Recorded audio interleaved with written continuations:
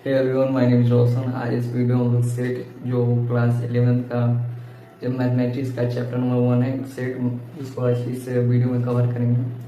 इस वीडियो में हम लोग सेट मतलब कि जिन टॉपिक को पढ़ने वाले हैं उसमें देख रहे हैं सेट में कौन कौन से टॉपिक है इस वीडियो में कवर करेंगे। पहला तो हम जानेंगे सेट क्या होता है, फिर हम लोग इसके एग्जाम्पल को देखेंगे कौन सा कलेक्शन ऑफ ऑब्जेक्ट को हम लोग सेट कर सकते हैं और कौन से कलेक्शन ऑफ ऑब्जेक्ट को हम लोग सेट नहीं कर सकते हैं।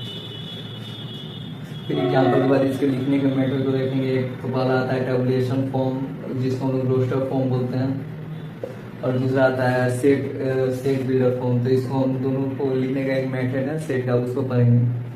तो आज इस वीडियो में हम लोग सिर्फ इस तीन ही टॉपिक को कवर करेंगे। तो अभी तो हम लोग जानते हैं सेट क्या है। सेट क्या है? सेट होता है मतलब सेट से पढ़ने से पहले एक टर्म को जान लेते हैं कि ऑब्जेक्ट क्या होता है। ऑब्जेक्ट जितने भी एवरीथिंग इन द यूनिवर्स, जो भी हम लोग जितने भी चीज है यूनिवर्स में, या लिविंग हो नॉन लिविंग हो, जिसको छू सकते हैं या नहीं छू सकते हैं, जितने भी यूनिवर्स में थिंग है उसको हम लोग ऑब्जेक्ट में रखते हैं। एवरीथिंग, जैसे कि इसके एग्जाम्पल को देख लेते हैं। एग्जाम्पल में चेयर को दे सकता है, कुछ भी, चेयर, नंबर, सिंबल, स्टेयर, कुछ भी आप ले सकते हैं जिसको हम लोग छू सकते हैं, नहीं छू सकते हैं, नंबर को नहीं छू सकते हैं। तो कुछ भी एवरीथिंग यूनिवर्स, जो भी जितने भी एवरीथिंग यूनिवर्स वो किस में आएंगे? ऑब्जेक्ट में आएंगे। उसी को हम ऑब्जेक्ट कहते हैं। अब दूसरा टर्म आता है कलेक्शन ऑफ ऑब्जेक्ट। क्या होता है कलेक्शन ऑफ ऑब्जेक्ट?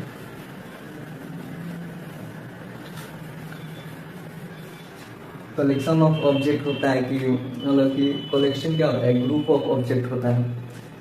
ग्रुप मतलब किसी चीज को इकट्ठा करने के लिए जनरली हम लोगों के द्वारा बनाया जाता है कि किसी चीज को कलेक्ट करके रखना, मतलब उसको इकट्ठा करके रखना। जैसे कि कोई एग्जाम्पल लेते हैं, हम लोग के पास कलेक्शन ऑफ पेन हो गया।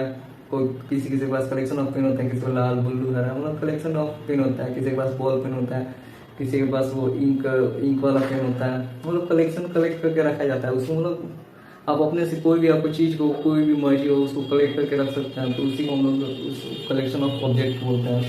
जैसे कि छोटे बच्चों के पास कॉमिक्स बुक होता है, उसका मतलब कलेक्शन होता है। मतलब किसी को इकट्ठा करना पसंद होता है, जनरली हम लोग के द्वारा बनाया जाता है। कुछ भी आप कलेक्ट कर रख लीजिए, इकट्ठा करके रख लीजिए, उसी को हम लोग कलेक्शन ऑफ ऑब्जेक्ट बोलते हैं।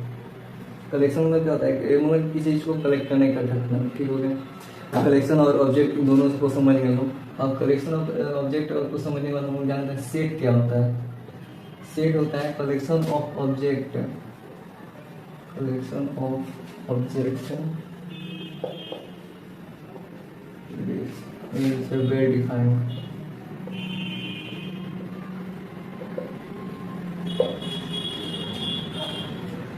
कलेक्शन ऑफ ऑब्जेक्ट जो वेल डिफाइंड हो उसी को हम लोग सेट बोलते हैं।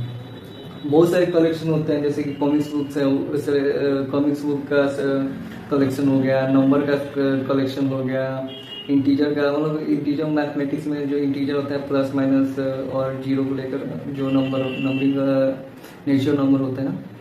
फिर होल नंबर हो गया, या कोई चेयर कलेक्शन हो गया, या कोई पेन हो, जो भी आप कलेक्शन कर सकते हैं उसी को हम लोग कलेक्शन ऑफ ऑब्जेक्ट होता है। लेकिन उनमें जो वेल डिफाइंड हो, मतलब जो क्लियरली डिफाइंड हो, उसी को हम लोग सेट बोलते हैं। इसके एग्जाम्पल को देखेंगे तो और क्लियर हो जाएगा। पहले मतलब यहाँ पे इसको पहले आपको इसको दिमाग में रखना है कि वो जो भी कलेक्शन ऑफ ऑब्जेक्ट होना चाहिए वो वेल डिफाइंड होना चाहिए, यानी क्लियरली डिफाइंड होना चाहिए, क्लियर डिफाइंड होना चाहिए, क्लियर डिफाइंड। और इसका मतलब होता है कि there is no need to describe more, मतलब उसको कुछ ज्यादा मतलब और कुछ करने की जरूरत नहीं है। मतलब कि आप बोलिए कलेक्शन ऑफ नेचुरल नंबर आप बोलिए, तो इतने में हमको समझ में आ गया, ये क्लियर डिफाइन हो गया कि कलेक्शन ऑफ हमको नेचुरल नंबर ही लेना है। इसमें कोई दूसरा कोई आप मतलब कि आपको जीरो दिया जाए कलेक्शन ऑफ नेचुरल नंबर है तो आप उसको नहीं लीजिएगा। मतलब कलेक्शन ऑफ यहाँ पे क्लियर हो गया कि हमको सिर्फ नेचुरल नंबर का कलेक्शन लेना है। और इसे वो जो कलेक्शन ऑफ नेचुरल नंबर ले रहे हैं वो क्या है? क्लियरली डिफाइंड है। जैसे ये एग्जाम्पल हो गया जो सेट है। अब दूसरा एग्जाम्पल लेते हैं कि कलेक्शन ऑफ होनेस्ट पर्सन, जो सबसे ईमानदार है उसको हम लोग कलेक्शन ऑफ ऑब्जेक्ट में हमको रखना है। तो ये वेल डिफाइंड नहीं है। क्यों वेल डिफाइंड है? क्योंकि होनेस्टी का हम लोग कोई पैरामीटर सेट नहीं है कि कौन सा व्यक्ति कितना होनेस्ट है, अगर वो पैसा ले रहा है तो उसको होनेस्ट कहेंगे। अगर वो मतलब जो पैसा नहीं है तो कोई भी व्यक्ति, कोई पर्सन आप कहेगा कि हम होनेस्ट हैं, हम कोई दूसरा रुपया इधर उधर से नहीं लेते हैं। कोई करप्शन करता होगा उसको भी, जो करप्शन नहीं करता तो उसको भी होनेस्ट मान लेंगे।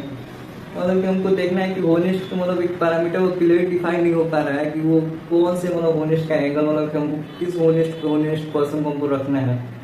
जैसे कि मान लीजिए एक और एग्जाम्पल देते हैं, collection of beautiful person, beautiful people या वुमेन। तो किस आधार पर आप कह दीजिएगा कि कोई पर्सन है तो वो ब्यूटीफुल है कि नहीं। आप कहिए कि वो गोरा है, वो वाइट है तो उसको हम लोग ब्यूटीफुल मान ले रहे हैं, और कहिए कि वो काला है तो उसको हम लोग ब्यूटीफुल में नहीं मान रहे हैं। ये कोई पैरामीटर नहीं होगा। मान लीजिए वो गोरा है लेकिन उसके सर पे गंजा है, वो तो मतलब वो ब्यूटीफुल है लेकिन गंजा, तो देखने में मतलब कि पैरामीटर सेट नहीं हो पा रहा है कि आप कौन से लीजिएगा। फिर मान लीजिए वो उसका हाइट छोटा हो गया तो आप उसको ब्यूटीफुल कहिएगा। मतलब ब्यूटीफुल मतलब ऐसे कोई कम्युनिटी को मतलब यहाँ पे कोई मतलब कि एक एग्जाम्पल बताने की कोशिश ही कर रहा हूँ कि ब्यूटीफुल होने का मतलब कि कोई ऐसा पैरामीटर नहीं है कि किसको हम लोग ब्यूटीफुल कर सकते हैं और किसको नहीं कर सकते हैं। सिर्फ काले और गोरे से आप नहीं बता सकते कि वो ब्यूटीफुल है कि नहीं, और सिर्फ आप उसको छोटे हाइट के हिसाब से आप नहीं बता सकिएगा कि वो ब्यूटीफुल है कि नहीं। हमको तो इसी में हमको जो हमको कलेक्शन मांगा है, कलेक्शन ऑफ ब्यूटीफुल पर्सन, तो हमसे यहाँ पे डिफाइन नहीं हो पा रहा है, वो क्लियरली डिफाइन नहीं हो रहा है कि वो मतलब कहना क्या चाहता है। वो उसको और थोड़ा डिस्क्राइब करने की जरूरत है, मतलब उससे क्लियर डिफाइन नहीं हो पा रहा है कि वो उसमें हम लोग कौन से पर्सन को हम लोग को रखना है कलेक्शन में। इसका और कुछ एग्जाम्पल को देखते हैं। हम लोग सेट का जो कुछ एग्जाम्पल को देखते हैं और उसमें हम लोग मतलब पहचाने इसको हम लोग सेट को, किस कलेक्शन ऑफ ऑब्जेक्ट को हम लोग सेट कर सकते हैं और किसको हम लोग नहीं कर सकते हैं। पहला तो एग्जाम्पल है कि collection of vowel in the English alphabet, collection of vowel in English alphabet, English alphabet में जितने भी वॉवेल हैं तो उसको हम लोग को कलेक्ट करके रखना है। तो हम लोग सेट को कैसे डिनोट करते हैं, हम सेट को पहले डिनोट करने के लिए कैपिटल लेटर लिखते हैं। कोई भी A to Z में जो भी ABCD है उसमें जितने भी ABCD लेटर है उसमें हमको सेट को उसके कैपिटल लेटर से हमको उसको डिनोट करना हम लोग दिखाते हैं। और उसके जो एलिमेंट होते हैं, एलिमेंट यानी जो हम लोग कलेक्शन ऑफ वॉवेल बोल रहे हैं, ये तो पूरा सेट हो गया। तो कलेक्शन ऑफ ऑब्जेक्ट में जो उसके एलिमेंट है, एलिमेंट मतलब उसके जो भी मतलब जो हम लोग कलेक्ट करके रख रहे हैं, जिस मेंबर को हम उस मेंबर को बोलते हैं, उस मेंबर को जो कलेक्ट करके रख रहे हैं उसको हम बोलते हैं। जैसे कि collection of vowel in English alphabet, तो इंग्लिश अल्फ़ाबेट में हमको मालूम है कि कौन कौन से वॉवेल होते हैं, A, E, I, O, U। ये लिखने का इसका तरीका होता है। ये पहले तो सेट को हम लोग लेटर से डिनोट कर दिया, फिर उसको सेट इक्वल टू मतलब ये दोनों सेट ही है। ए को हम लोग सेट कर सकते हैं, लेकिन हमको ए को डिफाइन करना पड़ेगा कि हम लोग कौन से कलेक्शन किसके लिए हम लोग डिफाइन कर रहे हैं। जैसे यहाँ पर हम लोग इसको डिफाइन करने के लिए किया है वॉवेल को, और इसको ये भी हम लोग डिफाइन किसको कर रहे हैं, कलेक्शन ऑफ वॉवेल कर रहे हैं। तो हम लोग ऐसे इसको एलिमेंट को लिख सकते हैं, एक जो भी उसमें मेंबर आते हैं, जितने भी नंबर हम मांग रहे हैं, कलेक्शन ऑफ मान लीजिए हम कलेक्शन ऑफ नेचुरल नंबर मांग रहे हैं, तो कलेक्शन ऑफ नेचुरल नंबर क्या है 1 2 3 4 ऐसे चलते जाएगा ठीक इन्फिनाइट तक। तो ये हम लोग क्या करेंगे, इस कोमा से डिनोट कर देंगे, जितने भी उसमें नंबर हैं उसको हम लोग कोमा में डिनोट करके उसको मेंबर बोलते हैं। जितने भी आप समझ लीजिए कि जितने भी उसमें एक एक करके नहीं आते हैं, जैसे कि हमको वॉवेल करना है तो हमको एक एक लेटर लिखना पड़ रहा है, वैसे ही जो भी हमको जितने भी उसमें मेंबर होते हैं उसको हमको लिखना पड़ता है। जैसे कोई फैमिली में आपके गया तो फैमिली में आप जैसे कि फैमिली में मेंबर होते हैं, फैमिली में आप ब्रदर सिस्टर मदर फादर, तो आपको उसको कलेक्ट करके लिखना है तो आप क्या करिएगा, ऐसे लिखिएगा। वैसे ही जितने भी सेट होते हैं उसमें जितने भी मेंबर है उसको कोमा में लिखते हैं। तो उसमें कोई मतलब कि ज़्यादा जाने की जरूरत नहीं है। तो ये सेट है, क्योंकि ये सेट क्यों है, क्योंकि ये वेल डिफाइन है। यहाँ पे इतना से हमको समझ में आ जा रहा है कि हमको कौन कौन सा मेंबर लेना है, मतलब कौन कौन सा लेटर हमको आना चाहिए, A I O U आना चाहिए। इसमें B आप नहीं ले सकते हैं, यहाँ पे क्लियर डिफाइन है कि वो वॉवेल होना चाहिए, ठीक है। वही आपको होनेस्ट पर्सन हो गया, ब्लाइंड पर्सन हो गया, पुअर पर्सन हो गया, रिच पर्सन हो गया, ये सब सेट नहीं है। जो सेट नहीं है उसकी एग्जाम्पल दे देते हैं। कलेक्शन ऑफ नेचुरल नंबर अभी सेट है, ठीक है। अब हम लोग देखते हैं किसको, कलेक्शन ऑफ पुअर पर्सन को देखते हैं। तो ऐसा पैरामीटर नहीं है कि कौन सा व्यक्ति को हम लोग पुअर कर सकते हैं। मतलब कि मान लीजिए कोई झोपड़पट्टी में रखता है तो उसको भी हम लोग पुअर कर सकते हैं। और फिर मान लीजिए उससे भी कोई ज़्यादा पुअर हुआ, जैसे उससे ज़्यादा पुअर कौन हो सकता है, जिसके पास रहने का घर नहीं है। झोपड़पट्टी तो उसके पास है, लेकिन उसके पास झोपड़पट्टी भी नहीं है, घर तो वो उससे ज़्यादा गरीब हुआ। अमेरिका में कैसा होता है कि अमेरिका में उन लोगों को गरीब कहते हैं जिनका इनकम मतलब कि इनकम नहीं, जिसके पास कार ना हो, कोई मतलब ज़्यादा फैसिलिटी से नहीं रहता, उसको हम लोग अमेरिका में पुअर कहते हैं। तो वैसे ही है कि क्लियर डिफाइन नहीं हो पा रहा है कि हम लोग किसको हम लोग पुअर करते हैं, किसको हम लोग रिच हैं। ऐसा कोई पैरामीटर सेट नहीं हुआ है। सेट रहना चाहिए तो सबको मतलब मान्य होना चाहिए। लेकिन अमेरिका में दूसरा सिस्टम है, जिसके पास गाड़ी नहीं है तो वो रिच है। यहाँ जिसके पास गाड़ी नहीं है वो गाड़ी मतलब लग्जरी गाड़ी नहीं है, वो क्या है, पुअर है। यहाँ पे किसी के पास गाड़ी आएगा तो क्या वो रिच रहेगा, लेकिन वहाँ पे ऐसा पैरामीटर नहीं है। फिर collection of poor person, collection of honest person, collection of old person. जितने भी ये मतलब कि जितने भी रिच पर्सन, पुअर पर्सन, इससे डिफाइन नहीं हो पा रहा है कि कौन कितना, मतलब कलेक्शन ऑफ ओल्ड पर्सन हम बोला तो हमको यहाँ पे ये भी डिफाइन नहीं हो पा रहा है कितने मतलब एज ग्रुप हम लोग ओल्ड पर्सन हो। मान लीजिए वो 89 का हुआ, 79 का हुआ, तो हम लोग किसको बेसिस मान लीजिए 50 के ऊपर है तो हम किसको ओल्ड कहेंगे, यहाँ पे डिफाइन नहीं हो पा रहा है। तो कोई पैरामीटर सेट ही नहीं है, इसीलिए कोई और जाता है लिखता है कि एक होता है कलेक्शन। अब इस पर बताएं कि collection of first natural number, इसको हम लोग क्या लिख सकते हैं।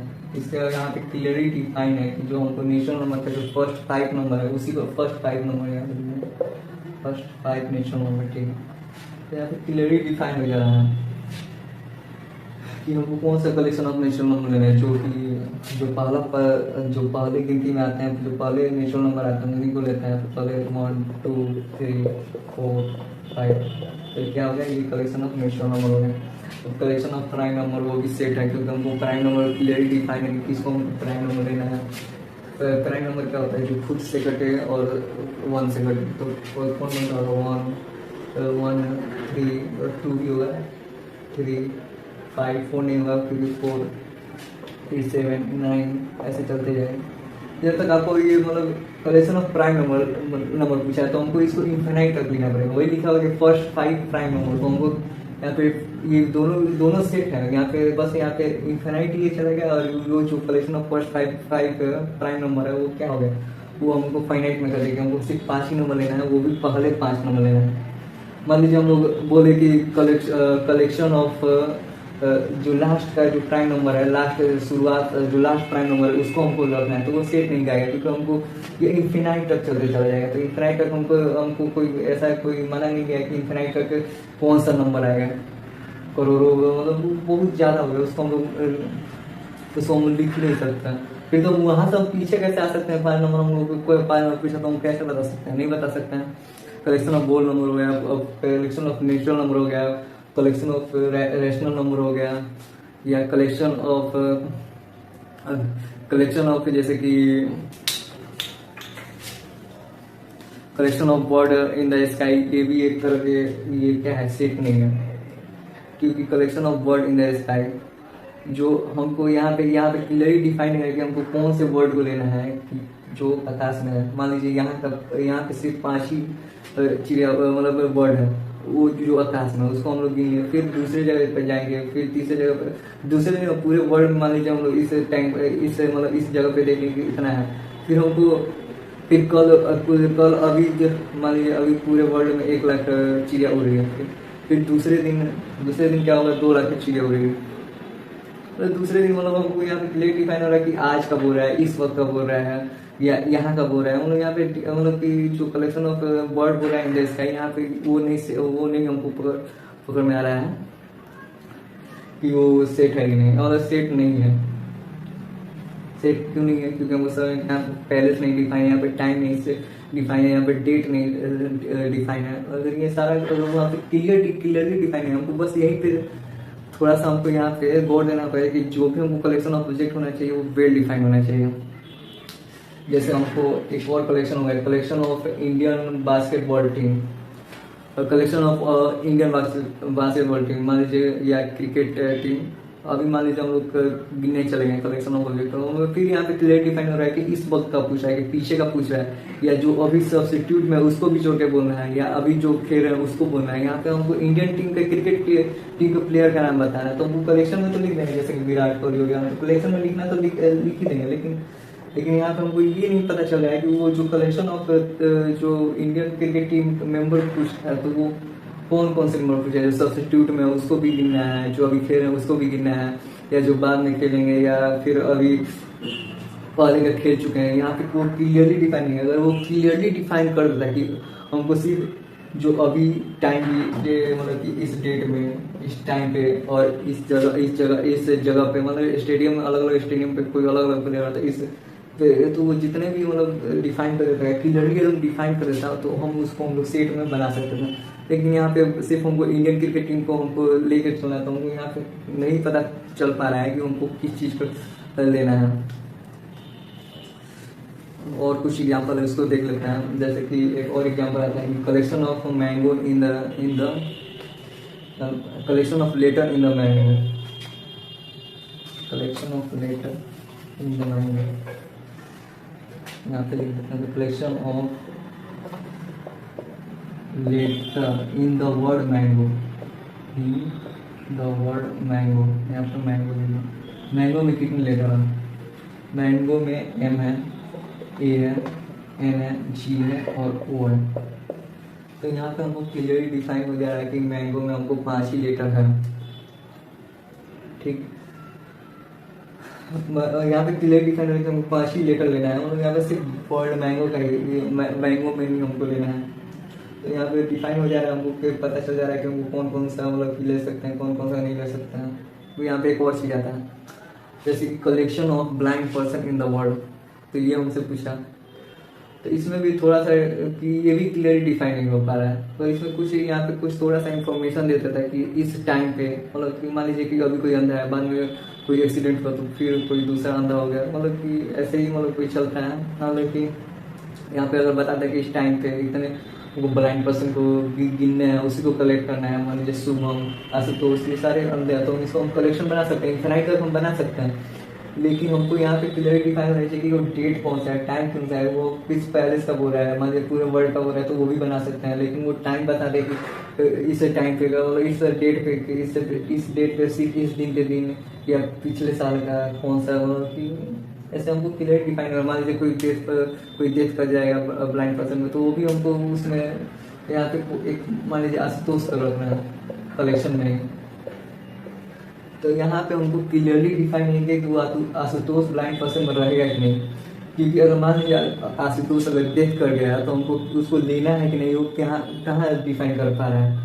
मान लीजिए हम लोग इस टाइम का बोले, और इस टाइम में अगर आशुतोष को मिले तो वो सही होगा, क्योंकि इस टाइम अगर बोल रहा है, डेट भी मेंशन कर रहा है, क्लियरली डिफाइन कर दे रहा है, पूरा डिस्क्राइब कर रहा है, तो वो सेट कहा जाएगा। यहाँ है ना, क्लियरली डिफाइन का मतलब भी होता है क्लियर डिफाइन होना चाहिए।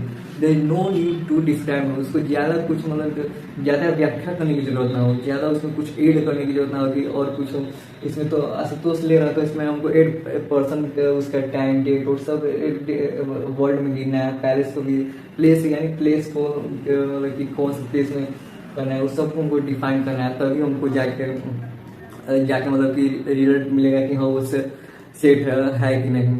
ठीक, कलेक्शन ऑफ कैपिटल लेटर और जो भी मैंगो में आता है। और यहाँ पे एक चीज़ आता है, जैसे कि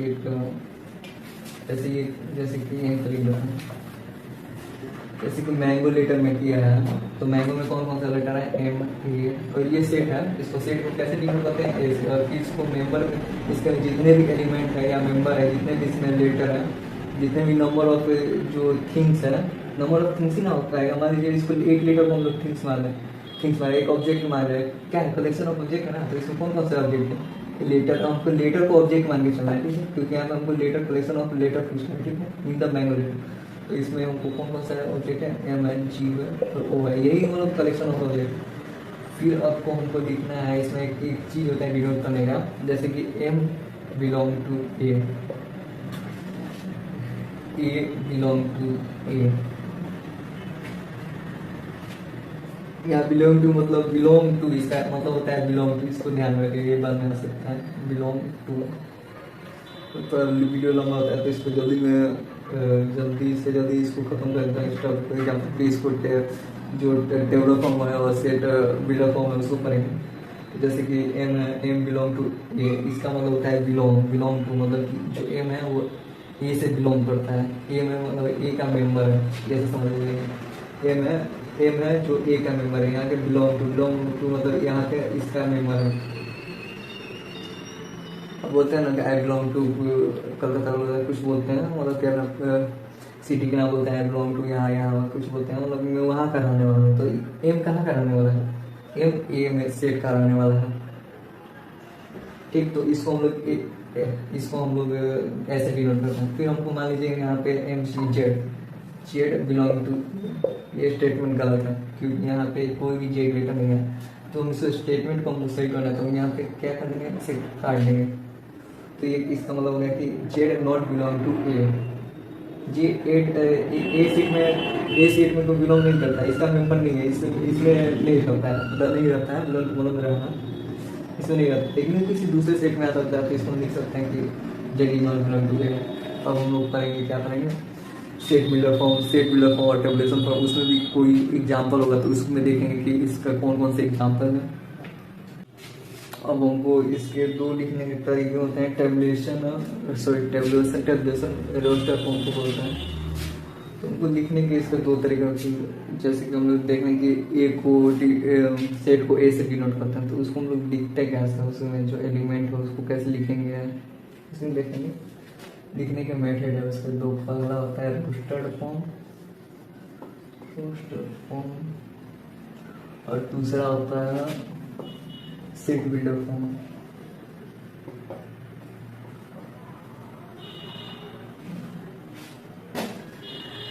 इस फॉर्म में सेट के जितने भी एलिमेंट है, मतलब जितने भी ऑब्जेक्ट आएंगे, मतलब कलेक्शन ऑफ नेचुरल नंबर, तो नेचुरल नंबर क्या हो गया, ऑब्जेक्ट हो गया।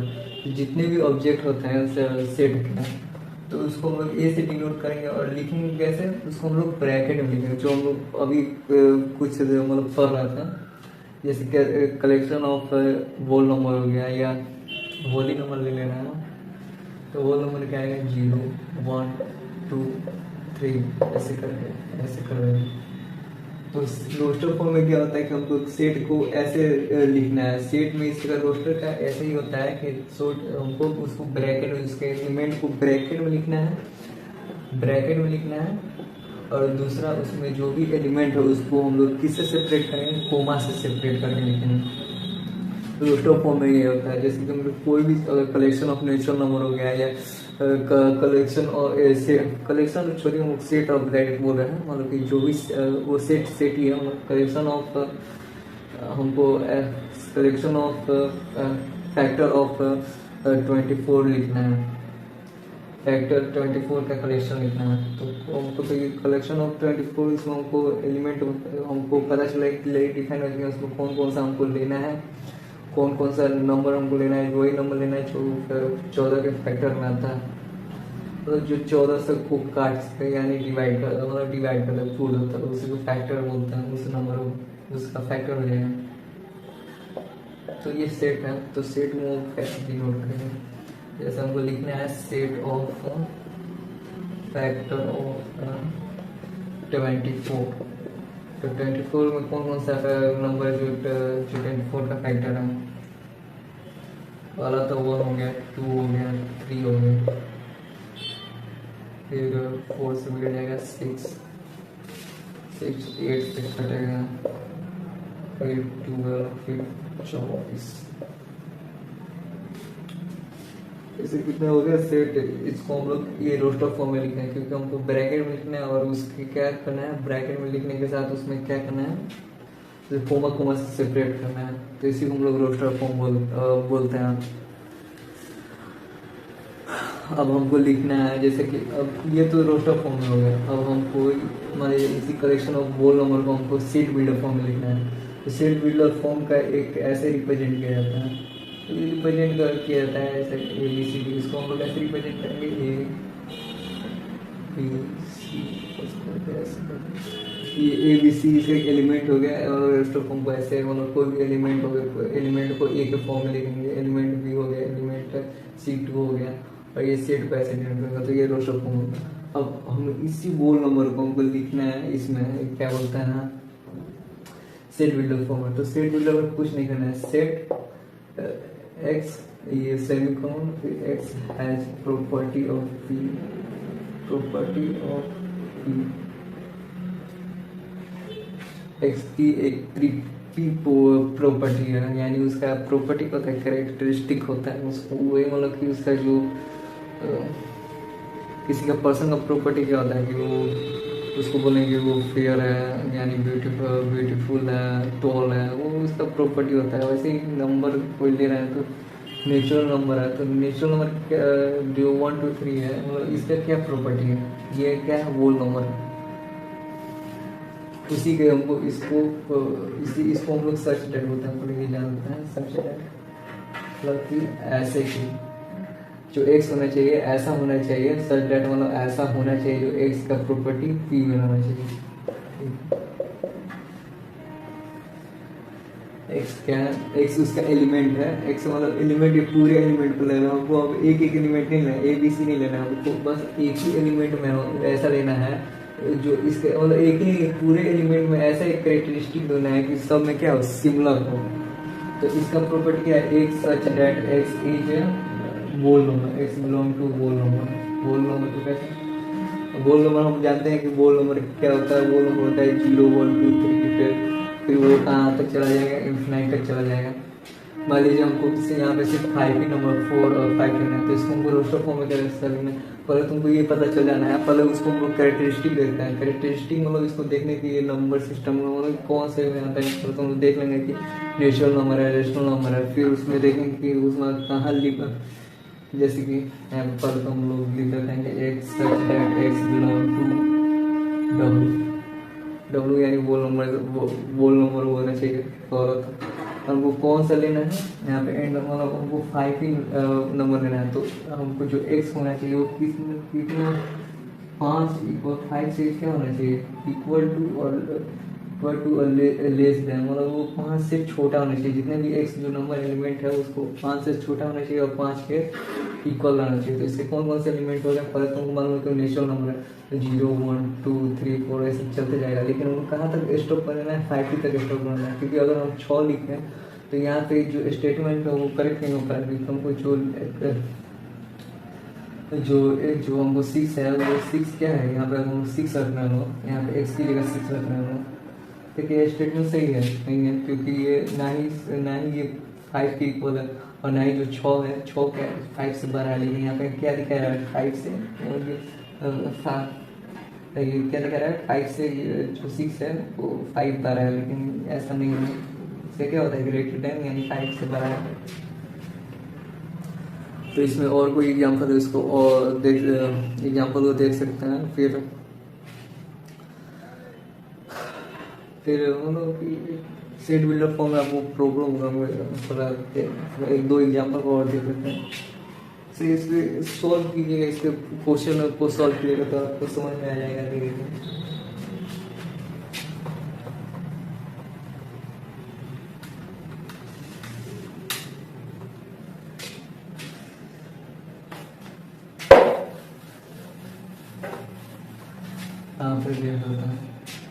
तो सेट बिल्डर फॉर्म में लिखेंगे, तो सेट बिल्डर फॉर्म में पहले हम लोग इसको सेट बिल्डर फॉर्म में, तो हमको लिखा होगा कि जैसे collection of all natural number ऐसे लिखकर दे सकता है कि इसको हम लोग कलेक्शन ऑफ नेचुरल नंबर, तो हम लोग लिखे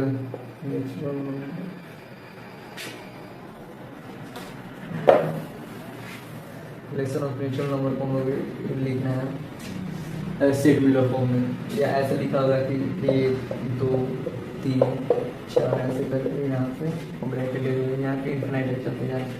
तो ये रोस्टर फॉर्म है, और ये इसको बोलते हैं डिस्क्रिप्शन फॉर्म इस सेट का। सो सेट ही कलेक्शन की जगह सेट भी लिख सकते हैं, सेट ऑफ नेचुरल नंबर तो इसको हमको सेट बिल्डअप फॉर्म में लिखना है।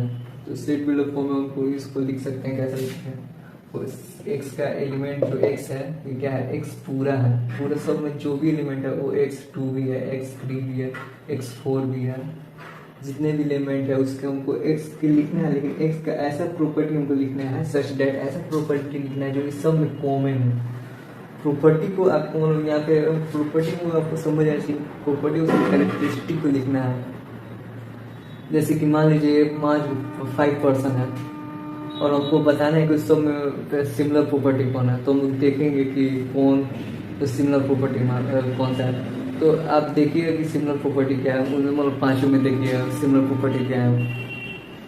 मान लीजिए पांचों के पांचों अंधे होंगे, तो ये क्या है, उन पांचों का पांचों के अंधे हैं तो क्या सिमिलर प्रॉपर्टी हो गया, उस मतलब सिमिलर प्रॉपर्टी हो गया, गुण हो गया, सिमिलर कॉमन प्रॉपर्टी हो गया, कैरेक्टरिस्टिक हो गया पांचों में। अब मान लीजिए अंधे नहीं हुआ, पांचों के पांचों गोरे हुए, ठीक है, तो हमको ये भी सिमिलर प्रॉपर्टी क्या है, पांचों के पांचों गोरे हैं। तो हमको एक ऐसा सिमिलर प्रॉपर्टी देखना है कि जो इसमें हम लोग सच दैट में X has a property of P, तो X has a property of P, X has a property of क्या है, नेचुरल नंबर है, तो हमको क्या है, X belong to natural number, ऐसे हम लोग लिख सकते हैं। मान लीजिए यहाँ पे हम लोग 8 तक चला गया, 8 7 8 सॉरी 7 8 5 6 7 8, और यहाँ पे collection of natural number days ये तो डिस्क्रिप्शन हो गया, ये रोस्टर फॉर्म हो गया। तो हमको लिखना है इसको सेट बिल्डअप फॉर्म में लिखना है। तो सेट बिल्डअप फॉर्म में लिखने के लिए तो पहला तो हमको प्रॉपर्टी पता चला गया कि वो नेचुरल नंबर है, इसमें जीरो नहीं है तो क्या है, नेचुरल नंबर होता है। हमको ऐसी प्रॉपर्टी को थोड़ा दिमाग लगा के देखना पड़ता है कि पहले तुमको देखना है कि कौन से नंबर सिस्टम में नेचुरल नंबर आता है कि फिर नेचुरल नंबर है कि कौन सा नंबर है, फिर हमको देखना है कि उसमें कौन सा एक और प्रॉपर्टी सिमिलर होगा। क्योंकि यहाँ पे हम अगर नेचुरल नंबर हम लेने जाएँ तो यहाँ पे नेचुरल नंबर तो इन्फिनाइट तक हम लेते हैं, लेकिन उससे कहाँ तक ना है, सिर्फ 8 तक। तो यहाँ पर हम लिख सकते हैं and X less than equal to 8। तो यहाँ एंड मतलब एंड ये भी प्रॉपर्टी लेना चाहिए, ये भी प्रॉपर्टी लेना चाहिए। अगर और लिखा रहता है इसमें और एंड का भी आगे आप आगे मतलब कि क्लास 11 में एंड और पढ़ना पड़ेगा।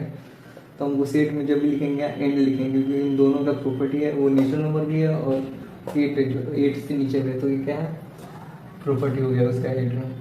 एक और होता है जैसे कि हमको लिखना है 1 2 3 हमको 28 का फैक्टर लिखना है। यहाँ पे सेट की डिस्क्रिप्शन फॉर्म पर ही लिखते हैं, collection of factor of set of factor of 28, ये तो डिस्क्रिप्शन फॉर्म में हो गया। अब हम इसको रोस्टर फॉर्म में कैसे लिखेंगे, रोस्टर फॉर्म में इसका जो फैक्टर है वो लिखेंगे, पहले 1 2 28 का लिखना है हमको, 1 2 3 नहीं होगा, 4 हो जाएगा, 7 हो जाएगा, फिर 14 हो जाएगा, फिर 28 हो जाएगा। ये क्या हो गया, इसका सेट, इसका क्या हो गया, फैक्टर हो गया। ये तो हो गया डिस्क्रिप्शन फॉर्म, ये हो गया रोस्टर फॉर्म में। और हमको लिखना है इसको सेट बिल्डअप फॉर्म में। तो इसका एक कॉमन प्रॉपर्टी क्या है ये देखेंगे। पहले तो हमको ये पता चल जा रहा है कि ये आप नेचुरल नंबर है, जितने भी नंबर होने चाहिए नेचुरल नंबर होने चाहिए, वो नंबर नहीं है क्योंकि जीरो नहीं है। पहला तो हो गया X belong to natural number and तो दूसरा प्रॉपर्टी क्या होना चाहिए, 1 2 3 लेंगे, लेकिन इसमें 3 आ जाएगा, लेकिन उनको 3 को कैसे हटा सकते हैं, यहाँ से लिख देंगे x is a factor of 28, ऐसे लिख देंगे। देखिए यहाँ पे आपको पहले से पता था कि यहाँ पे लिखा है कि सेट ऑफ फैक्टर ऑफ 28, तो ये तो प्रॉपर्टी हम पहले डिस्क्रिप्शन में लिखा था तो आपको पता चल गया, आप रोस्टर फॉर्म में लिखे। लेकिन एग्जाम में ऐसा नहीं लिखा, एग्जाम में आपको डायरेक्ट ऐसे लिख रहा है 1 2 3 4 7 28, तो हम इसको प्रॉपर्टी को सिर्फ हम ये नहीं देगा, डिस्क्रिप्शन फॉर्म में कभी नहीं देगा, तो हमको इसको देकर निकालना है। तो हमको यहाँ पे देखना पड़ेगा कि यहाँ पे 28 है, तो हमको 28 को क्या है 28 14 7, तो यहाँ पे हमको थोड़ा दिमाग में थोड़ा ये क्लिक कर जाइएगा और कोई ज़्यादा क्वेश्चन बनाइएगा सेट का, तो यहाँ पे टिक करिएगा कि यार 14 ये जितने भी हो कितने हैं वो सारे इसके 28 के फैक्टोरियल है। यहाँ पे क्लिक कर जाए तो यहाँ पे एक और एग्जाम्पल देख लेना, वो भी सेट बिल्डर फॉर्म में थोड़ा मतलब कि आपको यहाँ पे कुछ समझ में आएगा, थोड़ा दिमाग लाना पड़ेगा आपने। ठीक है, एक लास्ट एग्जाम्पल है ये पूरा, मतलब ये लास्ट एग्जाम्पल होने वाला है। ये अब सेट का मतलब लास्ट एग्जाम्पल है, इसको हम देख लेते हैं। तो इसमें हम रोस्टर फॉर्म में देखेंगे, रोस्टर फॉर्म में कौन कौन सा मतलब कि ऑब्जेक्ट लिखेंगे, तो उसको हमको सेट बिल्डर फॉर्म है, तो इसमें हमको ट्रिक मतलब दिमाग में आना पड़ेगा कि वो उसको हम लोग सेट बिल्डर फॉर्म में उसके कौन प्रॉपर्टी को हमको देखना पड़ेगा। तो रोस्टर फॉर्म में एक क्वेश्चन है ये, डिस्क्रिप्शन फॉर्म में भी बता रहा हूँ, पर लिखा रहा हूँ क्योंकि डिस्क्रिप्शन में आपको समझ नहीं है, मतलब डिस्क्रिप्शन दिया ही नहीं करता आपको, सिर्फ रोस्टर फॉर्म में दिया। उसको देखेंगे, जैसे 2 हो गया, 4 हो गया, 2 4 60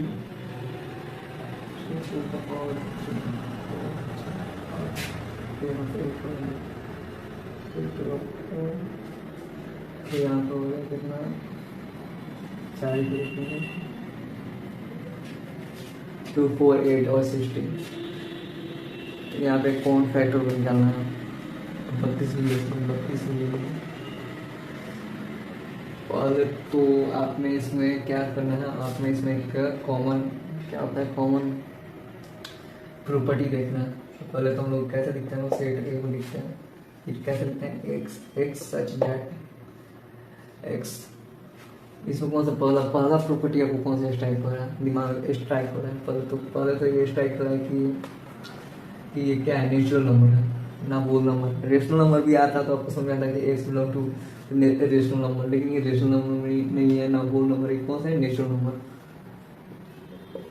फिर नेचुरल नंबर हम लेंगे तो 1 2 3 4 सारा ले सकते हैं, सारा लेंगे 1 इन्फिनाइट तक। फिर हमको यहाँ पे एक लिमिटेशन, यहाँ पे कॉमन प्रॉपर्टी एक और लिखना पड़ेगा कि हमको समझ में आ जाए कि जो एलिमेंट है उसमें कौन कौन सा चाहिए। तो आप यहाँ पे देखिएगा, पहले तो ये नंबर है तो आपको तो इसमें कॉमन क्या है, कॉमन प्रॉपर्टी निकालना है। तो यहाँ पे तो आप पहले क्या किए, यहाँ पे देखें कि ये फैक्टर है, तो आप फैक्टर का क्वेश्चन बनाना, तो आपको ये 2 मिनट में स्ट्राइक हो जाएगा कि ये इसका फैक्टर नहीं है। तो अगर यहाँ पे अगर 1 रहता तब जाके वो फैक्टर था, क्योंकि 32 का फैक्टर में 1 भी रहता है, जो भी फैक्टर उसमें 1 जरूर रहता है।